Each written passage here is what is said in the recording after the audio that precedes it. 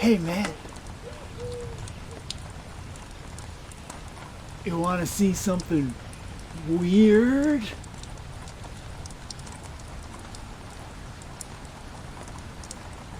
You sure? Turns out, this burrito can fly! I've seen it, man!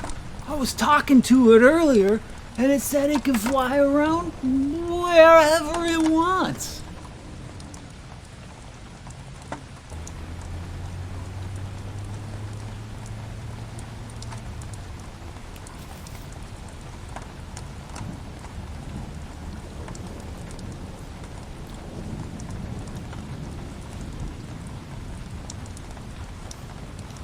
Far out. You go, burrito. You do your thing.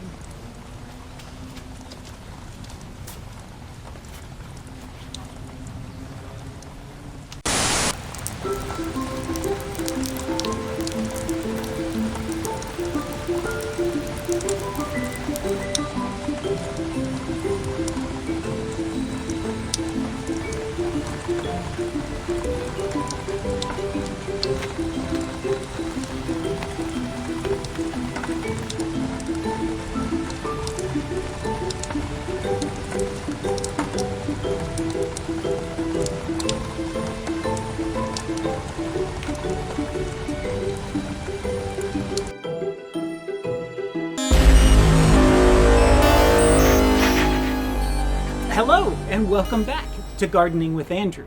Today we're transplanting these Tiny Tim tomatoes.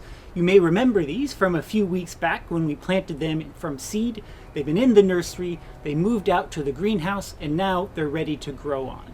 And they're looking good. They're about as big as they're going to get in this size of pot. So we need to upgrade them to a larger one, like this. This is a 1-gallon plastic pot. If you have something fancier, please use it because plastic is boring. And, you know, all the bad things about plastic. But these ones are cheap and they can last a few years if you treat them right.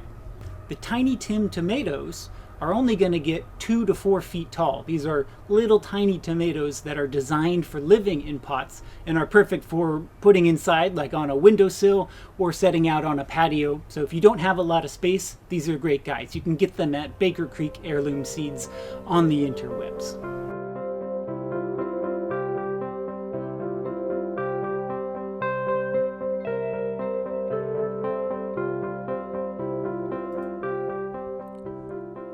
Grab yourself a 1-gallon pot, or larger would also work, and fill it up with whatever kind of soil you got around. Potting soil is best, something with a good amount of nutrients in it for the planting.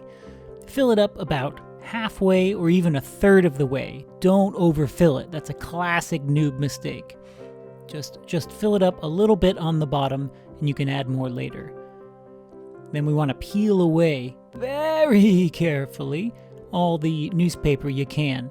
But really, it's better to leave newspaper than take away too much. If the roots have grown into it, like you can see here, leave the paper on there. Just let the roots poke through. They'll figure it out. Plants are smart. Place it in there and fill in around it. Make sure to protect the plant as you're doing this. You don't want to damage it inadvertently with the pounding of soil. And I'm kind of like spinning it at the same time, which looks cool while you do it. Carefully push in the soil around the edges. You're not trying to push it in to make it firm, just to kind of fill in any air gaps around the edges. You don't want to push too hard because again, that'll damage those little baby roots. Pound it a few times to settle everything, and then it's ready for water. Well, there we have it. Now they're all in their own individual pots. All we gotta do is give them a water and then set them out someplace sunny.